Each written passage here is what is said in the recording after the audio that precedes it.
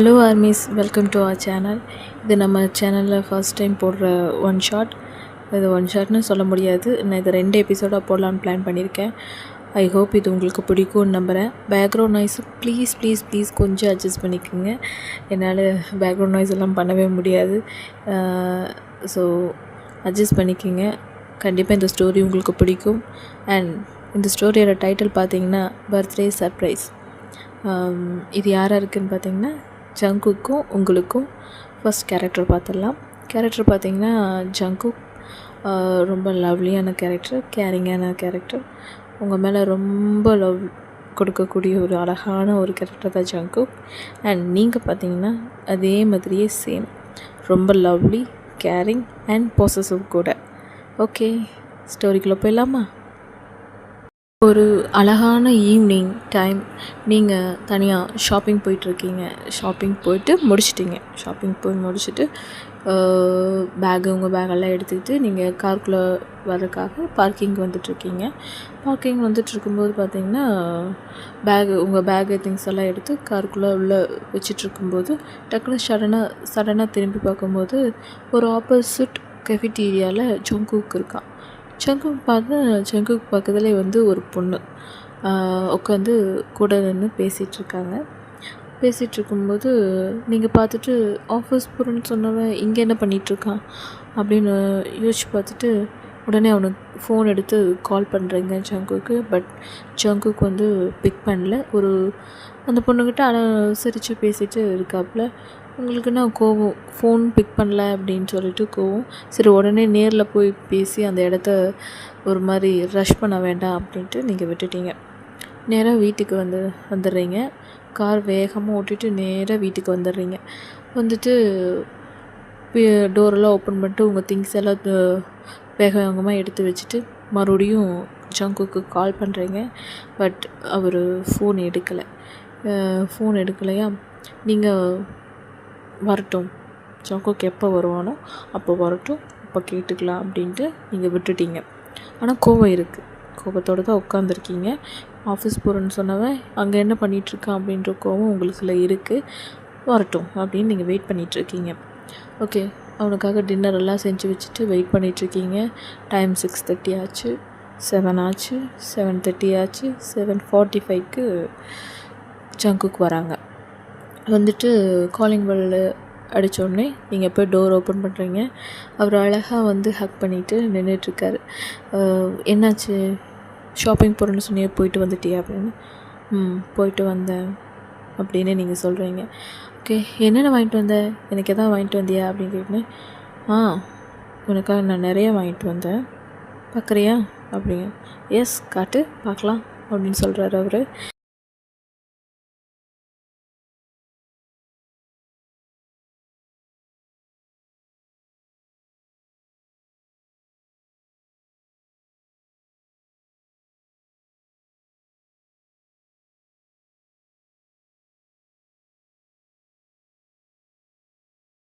அப்படியே அவன் ஷாப்பிங் பண்ண திங்ஸ் எல்லாம் ஒன்றா எடுத்து வச்சு பார்த்துட்ருக்கும்போது நீங்கள் அப்படியே அவனை முறைச்சி ஒரு வியர்டான லுக்கில் பார்த்துட்ருக்கீங்க.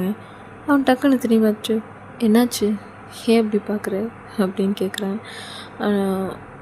நான் அவனை கேட்டால் உண்மையாக சொல்லுவியா அப்படி. கண்டிப்பாக, என்னன்னு கேளு, ஏன் இப்படியெல்லாம் கேட்டுட்ருக்க. நீ இன்னைக்கு உண்மையில் ஆஃபீஸ் தான் போனியா அப்படின்னு கேட்குறீங்க. ஆமாம், ஆஃபீஸ் தான் போனேன். ஏன் அப்படி கேட்குற? ஆஃபீஸ் முடிஞ்சு நேராக வீட்டுக்கு தான் வரியா அப்படின்னு நீங்கள் கேட்டோடனே, ஆமாம், நேராக நான் இங்கே தான் வரேன். ஏன், என்னாச்சு, ஏன் இப்படியெல்லாம் கேட்டுட்ருக்க, புதுசாக இப்படியெல்லாம் கேட்குற, என்னாச்சு உனக்கு அப்படின்னு கேட்குறேன். இல்லை, உண்மையாக சொல்லு, இன்றைக்கி ஒரு பொண்ணு கூட நீ காஃபி ஷாப்பில் இருந்த தானே அப்படின்னு கேட்குறீங்க. அப்படியே ஜங்குக், இல்லையே, அப்படியெல்லாம் எதுவும் இல்லையே அப்படின்னு அப்படியே தயக்கமாக சொல்கிறான். பொய் சொல்லாத ஜங்குக், எனக்கு பயங்கரமாக கோவம் வருது. நீ அந்த பொண்ணு கூட இருந்ததை நான் பார்த்துட்டு தான் வரேன். ஃபோன் பண்ண, நீ பிக் பண்ணல. அப்படி அந்த பொண்ணுக்கிட்ட என்ன பேசிகிட்டு இருந்த, யார் அந்த பொண்ணு ஃபஸ்ட்டு, அதை சொல்ல என்கிட்ட அப்படின்னு கோவமாக கேட்குறீங்க. ஹே இல்லை ஹோயன், நம்ப என்ன, பொய் சொல்லாத ஜங்குக், எனக்கு பயங்கரமாக கோவம் வருது, உண்மையை சொல்லு அப்படி. ஏய் இல்லைடி, உண்மையாக இல்லை அப்படி. டென்ஷன் பண்ணாத, உண்மையை சொல்லு, யார் அந்த பொண்ணு, கண்டிப்பாக தெரிஞ்சே ஆகணுமா அப்படின்னு ஜங்குக் கேட்குறான். அப்போது நீ அந்த பொண்ணு கூட பேசிட்டு தான் வந்திருக்க, உண்மை தானே, உண்மையை ஒத்துக்கிறியா அப்படின்னு கேட்குறீங்க. ஆமாம், நான் ஒரு பொண்ணை பார்த்து அந்த பொண்ணுக்கிட்ட பேசிட்டு தான் வந்தேன், அதுக்கு என்ன இப்போ அப்படி. இப்போ இவ்வளோ நேரம் இல்லைன்னு சொன்னேன் அப்படி. இவ்வளோ தூரம் நீ இப்போ ஃபோர்ஸ் பண்ணி கேட்கும்போது உண்மையை ஒத்துக்கிட்டு தான் ஆகணும் அப்படின்னு ஜங்குக் சொல்கிறான். எப்படி ஜங்குக் இப்படி என்கிட்ட ஏன்டா இப்படியெல்லாம் மறைக்கிற, யார் அந்த பொண்ணு சொல்ல என்கிட்ட அப்படின்னு. அது ஒரு பொண்ணு, அவ்வளோதான் என்னால் இப்போதைக்கு கூட சொல்ல முடியும், போதுமா அப்படி. இப்போதைக்கு அவ்வளோதான் சொல்ல முடியுமா, என்ன பேசிகிட்டு இருக்க நீ ஜங்குக், என்னை பார்த்து உண்மையை சொல்லு, எனக்கு கோபம் பயங்கரமாக வருது. ஏய் கொஞ்சம் பொறுமையன், உண்மை நான் உன்கிட்ட சொல்கிறேன், கொஞ்சம் வெயிட் பண்ணு, நீ மற்றபடி தப்பால் எதுவும் எடுத்துக்காத. அந்த பொண்ணு யாருன்றது உனக்கு கொஞ்சம் நேரத்தில் நான் சொல்கிறேன். கொஞ்சம் நேரத்துலையா? ஏன் அந்த பொண்ணு வீட்டுக்குன்னு வராளா இங்கே? ஆமாம், அந்த பொண்ணு இங்கே வருவாங்க. அந்த பொண்ணு இதுக்கு இங்கே வரணும்? அந்த யார் அந்த பொண்ணு, என்ன என்ன நடக்குது, எனக்கு ஒன்றுமே புரிய மாட்டேங்குது, கொஞ்சம் தெளிவாக சொல்கிறியா அப்படின்னு கேட்குறீங்க. நான் சொல்கிற பையன் ப்ளீஸ் கொஞ்சம் பொறுமையாக இது, வெயிட் பண்ணு, கண்டிப்பாக நான் உனக்கு சொல்கிறேன் அப்படின்னு சொல்கிறாங்க. ஜங்குக், எனக்கு தலையே வெடிக்குது ஜங்குக், ப்ளீஸ் தயவு செஞ்சு சொல்லு அப்படின்னு வேகமாக கோபமாக போய் சோஃபாவில் உட்காந்துக்கிறீங்க. தலையில் அப்படியே கை வச்சுட்டு உட்காந்துருக்கீங்க. ஜங்குக் பக்கத்தில் வந்து உட்காந்துட்டு, வயன் நீ நினைக்கிற மாதிரி கிடையாது, நான் உனக்கு எப்போவும் துரோகம் பண்ண மாட்டேன், என்னை நம்பு, நீ தப்பாக வேறு மாதிரி யோசிக்கிற அளவுக்குலாம் இதில் ஒன்றுமே இல்லைடி, என்னை பாரு அப்படின்னு ரொம்ப கெஞ்சினா. இல்லை, நீ எதுவும் என்கிட்ட மறைக்கிற, ஆனால் சொல்ல மாட்டேங்கிற, என்னென்னு சொல்லு, எனக்கு பயமாக இருக்குது, ஏன் இந்த மாதிரியெல்லாம் பண்ணுற, யார் அந்த பொண்ணு, தயவு செஞ்சு சொல்லு ஜங்குக் அப்படின்னு கேட்கும்போது, ஒயன் ரிலாக்ஸ்டாரு, ஒன்றும் இல்லை, என்னை பாரு, நீ நினைக்கிற மாதிரியோ எந்த ஒரு விஷயமும் கிடையாது, நீ தப்பாக யோசிக்கிற அளவுக்கு இதில் ஒன்றுமே கிடையாது, நான் யார் அந்த பொண்ணுங்கிறத நான் சொல்கிறேன், சொல்லாமல் போக மாட்டேன், கண்டிப்பாக சொல்கிறேன், ப்ளீஸ் நீ கோவப்படாத, ரிலாக்ஸ்டாக இரு. ஏண்டா நீ ஒரு பொண்ணுக்கிட்ட பார்த்து நின்று பேசிட்டு வருவ, அதை கேட்டால் ஆமான்னு சொல்கிற, ஆனால் யார் அந்த பொண்ணுன்னு கேட்டால் வெயிட் பண்ணு சொல்கிறேன்னு சொல்கிறேன், கோபம் வராமல் என்ன வரும் ஜங்கு, கோபப்படாதன்னு சொல்கிறேன் அப்படின்னு சொல்லிட்டு அப்படியே அழுகையாக வருது உங்களுக்கு. ஐயோ ஒயன் ப்ளீஸ் அழாத, நீ அழுகிற அளவுக்கோ கோவப்படுற அளவுக்கு இதில் ஒன்றுமே இல்லை, நான் சொல்கிறேனே, தானாக உனக்கு எல்லாமே தெரிய வருமே, ப்ளீஸ் கொஞ்சம் வெயிட் பண்ணு அப்படின்னு சொல்கிறேங்க. சங்கு, இப்போ நீ என்கிட்ட சொல்லலைன்னா இனிமேல் என்கிட்ட பேசாத, புரியுதா அப்படின்னு கோவமாக பேசுனேன் அப்படின்னு. ஒயன், நான் இவ்வளோ தூரம் சொல்கிறேன், நீ என்னை நம்ப மாட்டியா? அப்போ நான் இவ்வளோ நாள் உங்களோட வாழ்ந்த வாழ்க்கைக்கு அர்த்தம் இல்லாமல் போயிடும்டி, இந்தளவுக்குலாம் பேசி பழகாத அப்படின்னு அவன் சொல்கிறான். பேசாதுன்னு சொன்னால் என்ன பேசாமல் இருக்கணும், கேட்டால் சொல்ல மாட்டேங்கிறேன், அப்படி என்னடா பண்ண போகிற, என்ன சொல்ல போகிற, யார் அந்த பொண்ணு, அந்த பொண்ணுக்கு ஃபோன் பண்ணு, வர சொல்லு, இப்போ வர சொல்லு, எப்போவோ தெரிய போகுதுன்னு சொன்னீங்கல்ல, அது இப்போ தெரியட்டும், இப்போ உடனே வர சொல்லு, எனக்கு அந்த பொண்ணு பார்க்கணும், அந்த பொண்ணு யாருன்னு எனக்கு தெரியணும் அப்படின்னு கோவமாக நீங்கள் பேசுகிறீங்க. ஜங்குக் அப்படி அவனும் கோவமாக தான் இருக்கான். பட் அவன் எவ்வளவோ உங்களுக்கு எக்ஸ்பிளைன் பண்ண ட்ரை பண்ணுறான், ஆனால் அது முடியலை. நீங்கள் கோவமாகவும் அழுகையாகவும் இருக்கீங்க. அதனால் அவனும் கொஞ்சம் ரிலாக்ஸ்டாக இருந்துட்டு, சரி இதுக்கு மேலே உங்களை டென்ஷன் பண்ண வேணான்னு அவன் அமைதியாக இருக்கான். நீங்கள் ஆனால் அவனை விடுற மாதிரியே இல்லை, நீங்கள் அவனை ரொம்ப ஃபோர்ஸ் பண்ணுறீங்க. ஜங்குக், என்னை பாரு, யார் அந்த பொண்ணு, எனக்கு இப்போ தெரியணும், அந்த பொண்ணை இப்போ வர சொல்லு, அவ்வளோதான் நான் சொல்லுவேன். அந்த பொண்ணு வராமல் என்ன விஷயம்னு தெரிஞ்சுக்காம நான் உன்னை விட மாட்டேன். தயவு செஞ்சு எனக்கு என்னென்னு சொல்லிடு உனக்கு அவ்வளோதான் டைம் அப்படின்னு சொல்லிவிட்டு நீங்கள் ஓரமாக போய் அப்படியே கோவமாக உட்காந்துக்கிறீங்க. ஜங்குக்கு எவ்வளவோ உங்களை வந்து கன்வின்ஸ் பண்ண ட்ரை பண்ணுறான். அட் த சேம் டைம் அவன் எவ்வளவோ எக்ஸ்பிளைன் பண்ண ட்ரை பண்ணுறான். ஆனால் உங்களால் அந்த விஷயம் என்னென்னு புரிஞ்சுக்காம அவனை விடக்கூடாது அப்படின்ற ஒரு மைண்ட் செட்டில் மட்டுமே இருக்கீங்க. இங்கேயா ஜங்குக்கு உங்களை ஏமாற்றிடுவானோ, வேறு ஏதாவது பொண்ணோட அஃபேரில் இருப்பானோ அப்படின்ற பயத்தோட மட்டுமே நீங்கள் அவனை பார்த்துட்ருக்கீங்க. பட் ஜங்குக்கு அந்த மாதிரி ஒன்றுமே கிடையாது அப்படின்னு ரொம்பவும் டீப்பாக எக்ஸ்பிளைன் பண்ணுறான். பட் நீங்கள் அந்த இதை கவனிச்சிக்கவே இல்லை. நீங்கள் அந்த பொண்ணு யாருன்ற கேள்வியை தவிர்த்து வேறு எதுவுமே கேட்க மாட்டேங்கிறீங்க. 2 பேருக்கும் ஆர்கியூமெண்ட் கொஞ்சம் கோபமாகவே போகுது. அடுத்த லாஸ்ட் டைம் நீங்கள் பக்கத்தில் இருந்து ஒரு ஃப்ளவர் வாஷ் எடுத்து தூக்கி வேகமாக போட்டு பட்டார்னு உடச்சிட்றீங்க. ஜங்குக்கு அப்படியே ஷாக் ஆகி நின்று அப்படியே அந்த ஃப்ளவர் வாஷை பார்க்குறான். அப்படியே உங்களை பார்க்குறான். பயங்கரமாக நீங்கள் கோவத்தில் இருக்கீங்க அப்படின்றத அவன் தெளிவாக புரிஞ்சுக்கிட்டான். ஓகே, நம்ம இனி எக்ஸ்பிளைன் பண்ணி எந்த பிரயோஜனமும் கிடையாது அப்படின்றத அவன் தெளிவாகவே புரிஞ்சுக்கிட்டு, நான் உனக்கு தெளிவாகவே சொல்லிட்டு வெயிட் பண்ணுன்னு சொல்லிட்டேன். இதுக்கு மேலே நீ எதுவும் கேட்காத. உனக்கு நேரம் வரும்போது யார் அந்த பொண்ணுன்னு உனக்கு தெளிவாக புரியும். அப்புறம் நீ கடைசியில் எதுக்காக கோவப்பட்டோன்னு நீ யோசிப்பேன். பாய், நீ வரமாட்டேன், நான் கிளம்புறேன் அப்படின்ட்டு வேகமாக வெளியே கார் எடுத்துகிட்டு அவனும் வெளியே போயிடுறான். நீங்களும் கோபமாக அப்படியே ஜங்குக் அப்படின்னு கத்திட்டு உட்காந்துருக்கீங்க. ஜங்குக் நேராக போய் ஒரு கிளப்பில் போய் உட்காடுறான். அப்போது டைம் ஒரு 9:30 இருக்கும். அப்போது ஜங்குக் அவனோட ஃப்ரெண்டுக்கு கால் பண்ணி அந்த கிளப்புக்கு வர சொல்கிறான். அந்த ஃப்ரெண்ட் கிளப்புக்கு வராங்க. அவன் வந்து, மச்சான் என்னாச்சுடா, நாளைக்கு உன் ஒய்ஃபுக்கு பர்த்டேன்னு சொன்னேன், செலிப்ரேட் பண்ணலையா, இங்கே என்ன பண்ணிகிட்ருக்க அப்படின்னு சொல்லி கேட்குறான். அப்போது ஜங்குக், எங்கடா இப்போ தாண்டா சண்டை முடிச்சுட்டு வர. சண்டை போட்டுட்டியா, என்னாச்சு, என்னடா 2 பேரும் லவ்லி கப்புள்ஸ், எதுக்குடா சண்டை போட்டீங்க அப்படின்னு அந்த ஃப்ரெண்ட் கேட்குறாங்க. ஏன்டா கேட்குற, இன்றைக்கி ஈவினிங் என்ன ஒரு பொண்ணோட வச்சு பார்த்தாலாம். எந்த பொண்ணுடா அப்படின்னு அவங்க கேட்குறாங்க. அதுதான் நீ இன்ட்ரடியூஸ் பண்ணி வச்சு அந்த பொண்ணு. ஓ, அந்த பொண்ணுக்கா அந்த இவ்வளோ சண்டை? ஆமாடா, கொஞ்சம் வெயிட் பண்ணு, பொறுமையாக இரு, நான் உனக்கு என்னென்னு சொல்கிறேன்னு சொன்னால் புரிஞ்சிக்கவே மாட்டேங்கிறான். கற்றுறா. எவ்வளோ நேரம் தான் நான் அங்கேயே இருக்கிறது, அதான் வந்துட்டேன் அப்படின்னு ஜங்குக் சொல்கிறான். டேய், யாராக இருந்தாலும் அப்படி தானே கோவப்படுவாங்க.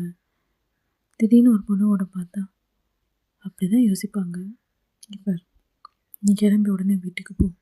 நாளைக்கு உன் ஒய்ஃபுக்கு பர்த்டே என்ன செலிப்ரேட் பண்ண வேண்டாமா, போ. அந்த பொண்ணை பற்றி உண்மை தானாக தெரிய வரும். நீ போய் எதுவும் பேசாது, கொஞ்ச நேரத்துக்கு அமைதியாக நீ வீட்டில் போயிடு.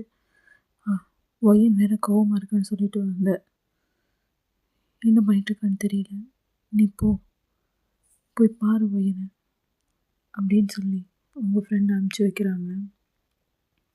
சரிங்க.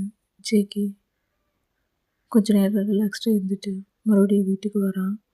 வந்து பார்த்தா நீங்கள் அப்படியே உட்காந்துருக்கீங்க, எதுவுமே மாறலை.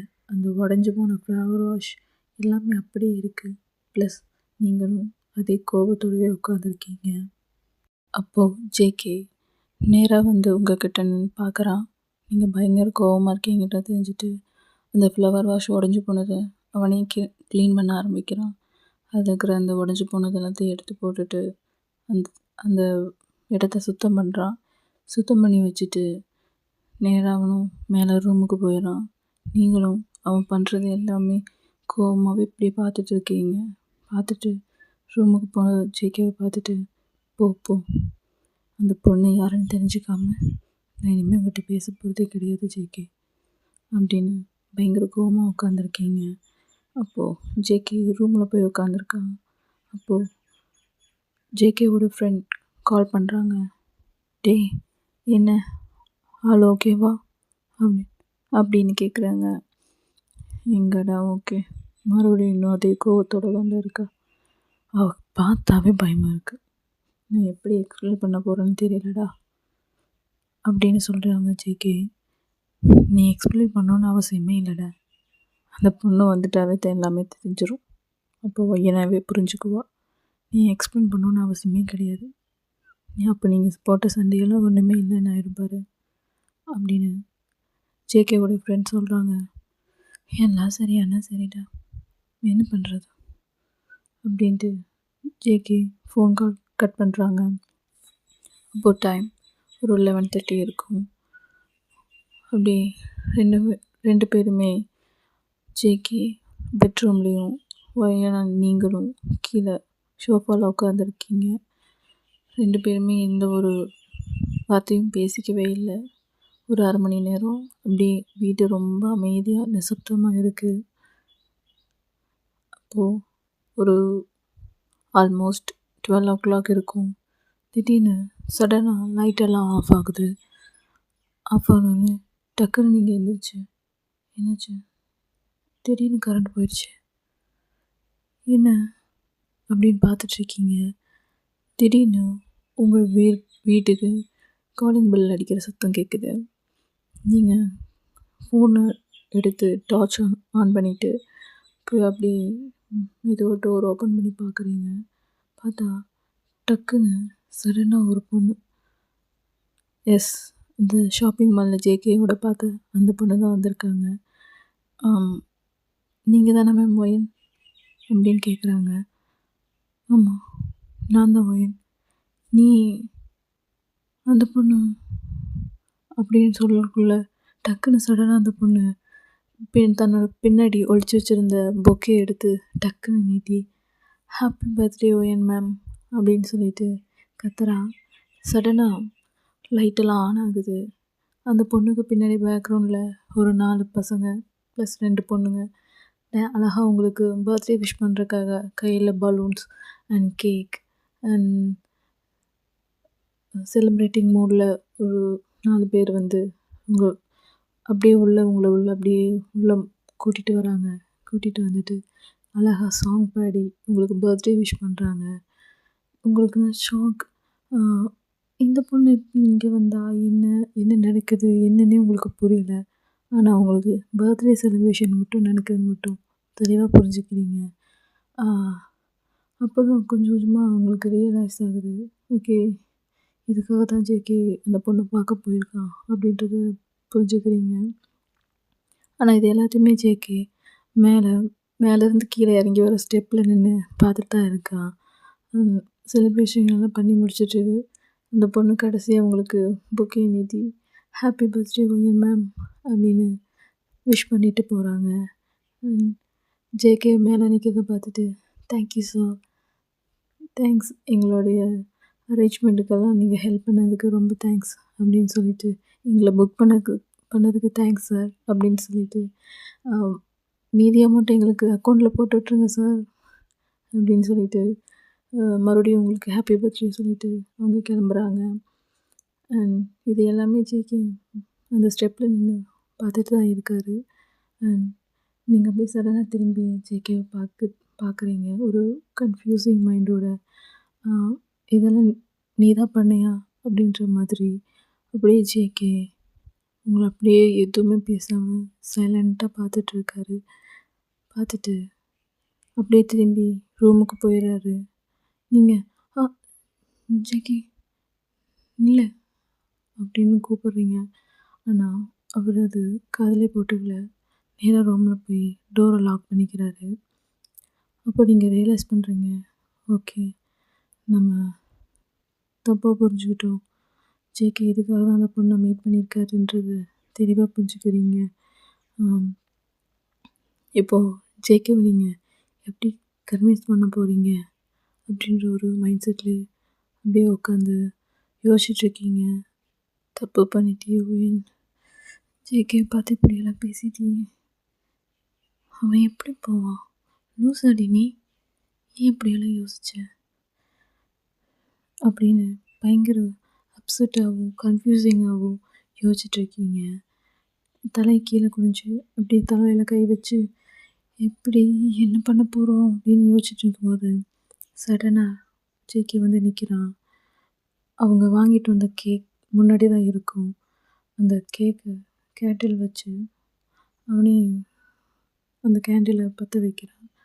பற்ற வச்சுட்டு ஊத சொல்லி உங்ககிட்ட கேக்கை தூக்கி நீட்டுறான். நீங்கள் ஜேகேவை அப்படியே அட்மையர் பண்ணி பார்க்குறீங்க. அப்பா சமாதானம் பண்ண தேவையில்லை, அவனே வந்துட்டான் அப்படின்னு யோசிச்சுட்ருக்கீங்க. அப்போது நீங்கள் அந்த கேக்கை ஊற்றின உடனே ஜேகேவே அதில் ஒரு பீஸை கட் பண்ணி உங்களுக்கு ஃபீட் பண்ணுறான். ஃபீட் பண்ணிவிட்டு ஹாப்பி பர்த்டே அப்படின்னு சொல்லிவிட்டு திருப்பி அந்த கேக்கை வச்சுட்டு அவர் பாட்டுக்கு மறுபடியும் கோவமாக ரூமுக்கு போயிடுறாரு. நீங்கண்ணா என்னது இது, இவ்வளோதானா? வந்தான், கேக் வெட்டினா, கொடுத்தா, போயிட்டா அப்படின்னு கன்ஃபியூஸோடு பார்த்துட்ருக்கீங்க. ஓகே, இந்த பார்ட் நான் இதோட க்ளோஸ் பண்ணிக்கிறேன். நெக்ஸ்ட் பார்ட் சீக்கிரம் உங்களுக்காக அப்லோட் பண்ணுறேன். தேங்க்ஸ் ஃபார் வாட்சிங். அண்ட் இந்த பார்ட் எப்படி இருந்ததுன்றதை ப்ளீஸ் கமெண்ட் பண்ணிவிட்டு போங்க. நெக்ஸ்ட் பார்ட் சீக்கிரமே அப்லோட் பண்ணுறேன். தேங்க்ஸ் ஃபார் வாட்சிங்.